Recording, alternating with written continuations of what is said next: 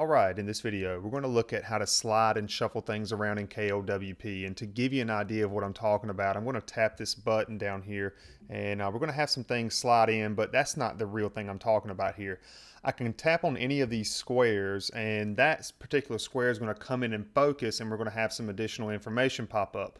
But what you may have also noticed is that the other squares slid around. So we're shuffling things around here. Now I can tap on this square again to close that one back out and kind of go back to my regular setup. But also what I can do on any of these squares, if I'm inside of this one, I can immediately jump to something else. As you can see here, things are, coming in. We have more squares moving around.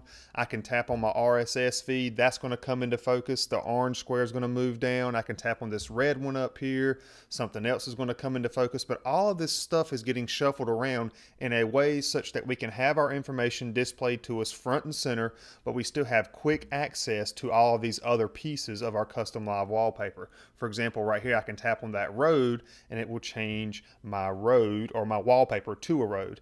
And at any given point in time, whatever panel I'm in, I can go back and forth between them, and then I can come back down here and tap this button at any given point in time and everything will close. So as you can see, this is really, it's a lot going on here. It really is. It's a lot of complex animations. I'm not going to be able to show you every single piece. It would be a 2-hour tutorial easily. So I'm going to show you some helpful tips on how to move things around, and a lot of it though, you actually end up letting the complex animation take care of itself when it comes to moving something back. That might not make much sense right now, but let's go into KLWP and have a look. So after much debate with myself, I decided we're going to start from a blank slate instead of me trying to show you all this stuff. I will upload this tutorial to KLWP Toot sometime in the near future, but let's start off first by creating 6 squares if you're going to follow along with this tutorial, and let's make each square 300 by 300. That's important for this tutorial when we go to do some math in a little while to move this stuff correctly. And let's anchor these in the top left, top right, bottom left, bottom right, and the center left and center right. So I'm going to do that right now, and you can slow the video down if you need to as I'm doing this.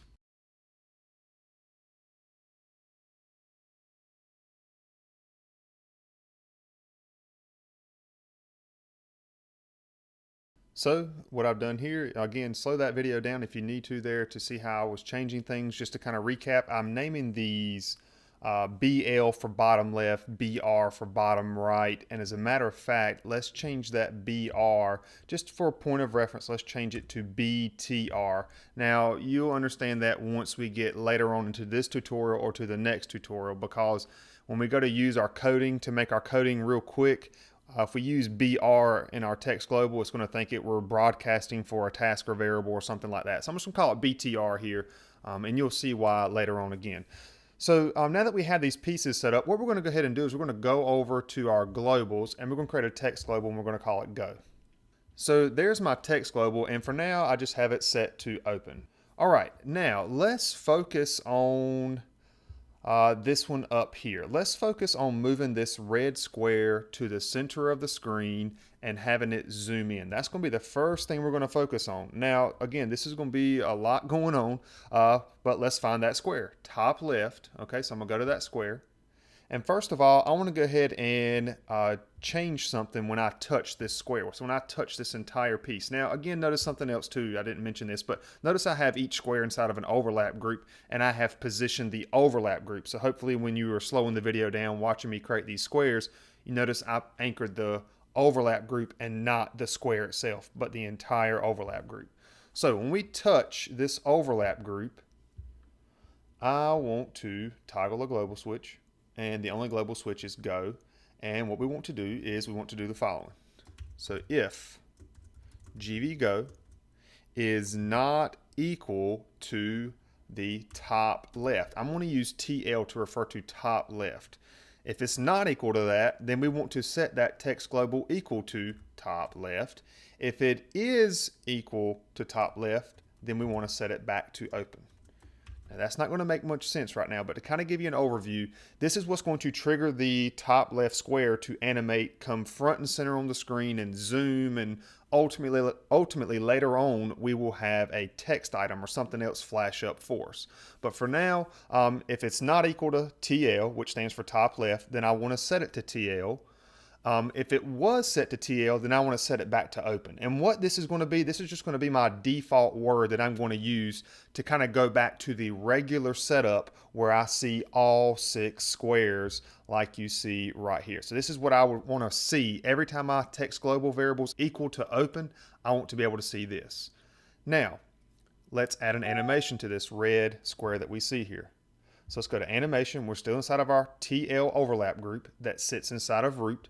And we're going to add an animation, and it's going to react on a formula. So here's the formula. If GVGO is equal to TL. So now remember, we just added a touch to this square. So this touch that we're adding to this square is going to either set it to TL for top left, or it's going to set it to open, depending on which one it currently is. So if GVGO is equal to TL, I want to move this animation forward. If it's not equal to TL, I want to move the animation back. So there's our function right there. Now, I want this function to be a complex animation. And what do we want this square to do? This is where you have some freedom now, but again, I was talking about using a square set to 300, and I'm going to pull up the calculator real quick so we can look at a little bit of math that we have going on here. So since we made this square 300 by 300, I want you to think about, that right here in the center, we got 150 on all sides. If we go from the center, it's going to be 150 up, 150 down, 150 left, and 150 right. Not only that, but the width of this entire screen on my device, you can check that in the SI function of KLWP, but the width of my screen is 720 and the height of this thing is 1280. We have to keep both of those numbers in mind. So let's think about where the center of this square is right now. Let's think of the center of this square being right around here, and it's at 150. Well, I want to slide this center over to where it's right smack in the middle of this screen. So pretty much this red square is going to be in the center of the screen when we do part of this complex animation. Well, what we have to do is this. If we take 720 and we divide it by 2, we're going to get 360. So 360 is right smack here in the middle of the screen. Well, right now the center of my square is right there at 150. How much further do we need to slide over in this direction to get to 360? All you have to do is subtract the 150 since that's half of our square. So the first move I'm going to make is I'm going to tell this square to change its X offset to 210, because right now the X offset's here. That's considered 0 wherever it is by default without doing any animations. I want to slide it over 210 more pixels or units or whatever you want to call it, and I want to do that to the right. So I need to change the X offset. Now, inside of our animator, how far or how quick do we want that to happen? This is where you can adjust your percentages to whatever you want. For now, I'm just going to go ahead and set this to 50%. So 50% of my animation, I want my X offset to be at 210. Now let's go ahead and do something else. Well, I'm going to go ahead and check this. Let's just go ahead and see what happens. What this should do, if we play this, it's going to slide that square. Now look what it did. It slid it over, and this square is perfectly in the center of our screen. But now once we do that, we want our square to come down, and then we want it to scale. Well, we can do all of this inside of our complex animation. Now you may ask yourself, okay, well, how do I get this square to slide down to the center here? Well, since the height of my screen is 1280 and the center is already right here, so think we're already 100, this center is 150 units from the top. Let's take the 1280, let's divide it by 2, and that's going to give us the center 640. So 640, think of a horizontal line being right here. That's halfway. That's cutting our screen in half along the height. So I want to move this square. I don't want to move it 640 units down though, because remember the center right here, we already moved, or we want to think of it as it's already sitting at 150. So if we subtract 150 from this, what we want to do is we want to change our Y offset to 490. This is why I was saying it was important to do 300 by 300 squares. If you pick a 200 by 200 or whatever, and you want to move these things precisely to centers, you're going to have to do some math to figure that out. But 490 is how much further I have to move the center of this square down to get it in the center of the screen. Now, in some of my previous tutorials, even though we're moving down, we want to use a positive Y value for our offset. So let's go adjust that in our animator. And since I want that to happen and complete, I want my animation to be pretty much completed when I get to that location. Now, again, you can adjust these numbers and percentages all you want. So I'm going to go ahead and set 100% here, but we're going to see some things that are going to act a little weird, and we'll talk about them. So I'm going to set my Y offset to that number that I come up with, 490. And that's a little bit confusing, but that's why I got this calculator over here to let you sit there and think about it based on our 300 by 300 square and all that good stuff. So let's add that. Now what's going to happen here though is that we're going to see a couple of things going on. We're going to see it move to the right and we're going to see it move down, but we're actually going to see it move right and down at the same time. Check this out. You see that? You see how it didn't move to the right? It kind of moved at a diagonal and then it went down. Well, we have to fix that. We have to tell our animator that we don't want to move down until we have moved right. Well, how can we do that? We can come back and we can add another 50% animation. And what we can do is we can say, okay, right here at 50%, I don't want the Y value to change any. I still want the Y value to be the same. The only thing we want to happen for the first half of our animation is we want to move to the right 210 units. That's going to put our square in the center, but still at the top because our Y offset is still set to 0. And then for the next 50%, when we go from 50% to 100% of our animation, this is when the Y offset is going to change for us. So now what we're going to see, if we play this, we're going to see a move to the right, and then we're going to see it move down. Let's check it out. Boom, boom. You see that? So that's exactly what we want. And now notice it's right in the center of our screen. That's based off this mathematics we did over here. A little bit of taking your screen width and screen height, dividing it by 2, trying to figure out where that center is, and then taking into account how big our square is, which is 300 by 300. So we have to divide it by 2. I'm throwing a lot of numbers at you, but I hope you do see how we can get this square to move to the center of our screen using complex animations. So next, what else did we want to happen in this complex animation? I also want it to scale, okay? So how do we want this thing to scale? I want it to be twice as big. I want this thing to get twice as big as what it is right now. So let's go to our animator and let's come in here and let's add another 100% and let's set the scale XY to 2. That means it's going to be twice as big. You could change it to 3 and make it 3 times as big. But again, you're going to see something funky happen here as well. If I play this, you're going to see it go to the right, go down, but you're going to see it scale throughout this entire process. Check it out. You see that? You see how it was scaling right when it started animating? Well, if you don't want it to scale until it hits here, we have to do some adjustments. Or maybe you don't want it to scale until maybe it moves to the right. The way we can fix that is similar to what we did with the Y offset. Maybe I don't want the scale to happen at the very beginning of my animation. So what I can do is I can come and add a 50% mark or whatever percentage you want. This is where you have the freedom to really do whatever you want to. And I'm going to change, I'm going to set this scale XY to just 1. That means it's going to be its original size. So for the first 50% of this animation, here, all this stuff here is really just telling that square, hey, move to the right. I don't want to change the Y offset. I want my scale to remain the same. Now what's going to happen is the scale is going to remain the same as we move to the right, but as soon as we start moving down, it's going to start scaling to 2 times its original size. Boom, and then it scales. There's a big difference in that animation if you look at what I just did a moment ago versus what we have right now. Maybe you don't want it to do that. So let me talk about this a little bit more with you. Maybe you want it to go to the right, go down, and once it's stopped where it is, then you want it to scale. Well, we have to go back in here and adjust a few more things in our animator. So let's just watch this one more time to make sure we follow that. So notice it's going to the right, it goes down, and as it's going down, it's scaling. But it's scaling and going down at the same time. Well, here's what I want to do. Here's what I want to accomplish. I want to go to the right, I want to come down, and when I'm at the center, then I want to scale. So one quick way to do that is to come into our animator. Let's leave the 50% mark alone. Let's add, say, whatever you want, somewhere between 50 and 100. How about 75? That's right smack in the middle. You don't have to do 75, whatever you want to do. This is going to speed things up a little bit, but I don't want to add an X offset. I want to add my Y offset, and I want to use my 490 in this spot. So I'm going to add the 490 here, and I could have easily just clicked on this one and changed the percentage, but since I've got that twice, I'm going to delete that. So what's going to happen here is that I'm going to go to the right. I'm not going to change my scale. I'm not going to change my Y offset. And then for this next little piece here, it's going to move down to the center, but it's going to move a lot faster. But what we also need to do is this. It's still going to scale. Notice our scale XY here and our scale XY here. It's still going to, if we don't change this, it's still going to scale from from its original size to 2 times its size, from 50% to 100%. So let's tap on this scale XY and let's also put this into the 75% spot.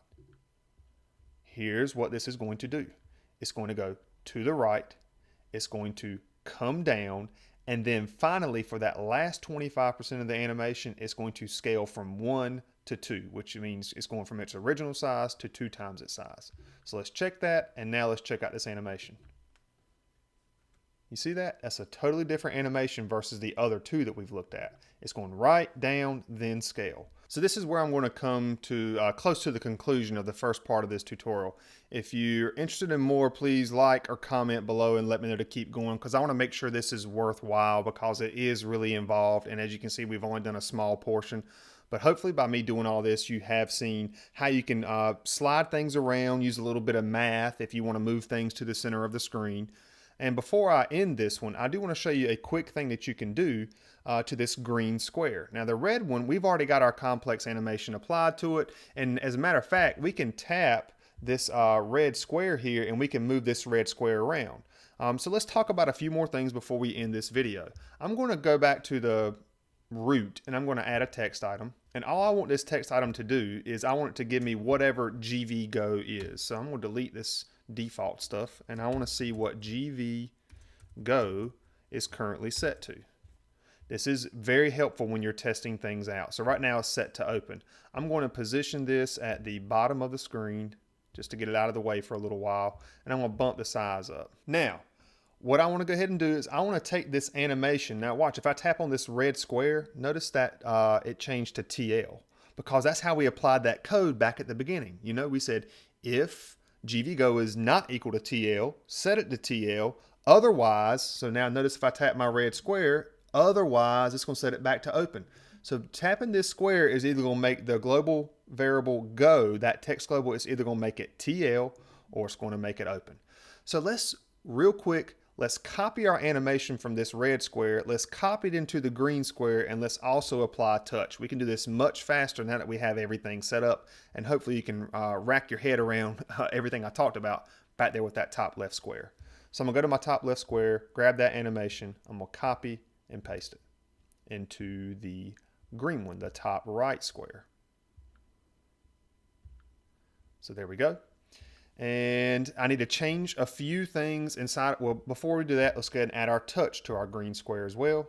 So I'm inside of my TR, my top right, that green square. Let's toggle the global switch.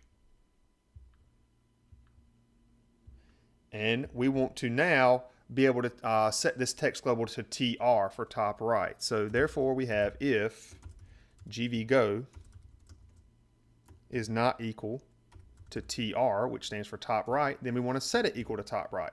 Otherwise, we want to set it to open. This is the same code as a while ago, except I was talking about my top left a while ago. Now I'm talking about my top right. Good.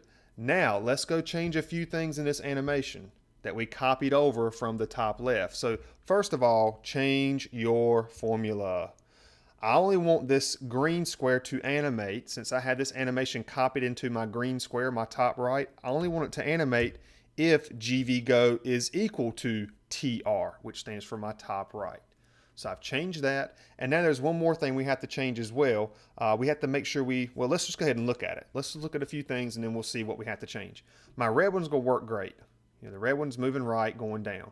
I can close back out of that and it's going to change it back to open. But when I click on this one, the green square is going to go in the wrong direction. It's going to go right and I want it to go left. As you can see, that's exactly what it's doing.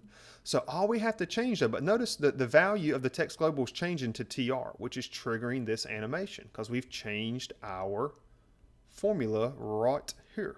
Okay, so let's go to our entries, and there's one thing we got to fix. Instead of it going to the right, we want it to go to the left. So if we change our X offset, this is what's nice about doing that math early on. We change this to -210, it's going to move to the left. So let's save this. Let's go back to the home screen. And the only thing we're going to have going on here are these two squares. So if I tap this one, notice we have TL is the value of our text global. Let's tap the red square again. It goes back to open. Now let's tap the green square. It's going to set to TR, and notice it moved in the right direction. Tap it again, it's going to set it back to open. But here's where part 2 is going to come into play. What I want to happen is when that animates, and if I come and animate this one in, I mean, that's not a bad transition right there, to be quite honest with you. But maybe you want to do something a little bit different. Like when I animate this one, for example, maybe I want this green one to slide somewhere. And that's what you saw back at the beginning of the video. I had, you know, this square moving somewhere when this square was moving somewhere. And we had all that shuffling going on. And it kind of gives a nice effect. But for now, we had these two squares doing what we want to do. We're going to apply some more in part 2 of this. Again, granted that you're interested. So leave comments below if you want me to proceed. Otherwise, if I don't hear anything, I'll let it be. And we can roll on to the next tutorial that I have in the queue line. And there you have it. That's just a quick, not a quick, but a brief intro to a very complex animation series of animations that we'll be making here in KLWP. And that's it for this video. I hope it helped.